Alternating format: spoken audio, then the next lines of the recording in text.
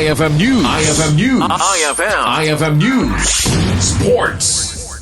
Nangikurit iti kabaro a pakasaritaan ti alas Pilipinas women. Kalpasan iti maysa a marathon iti fourth set.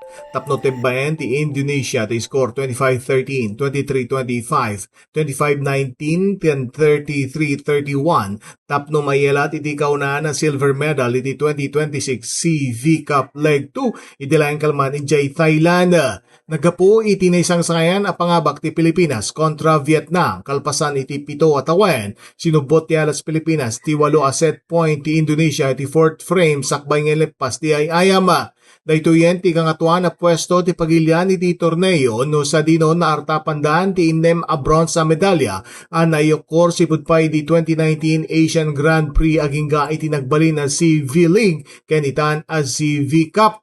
Kamaudyan na nagunod ni Aya Laure iti best outside hitter ken Alyssa Solomon kas opposite spiker.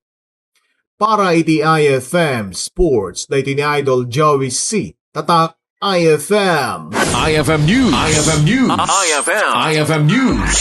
Sports.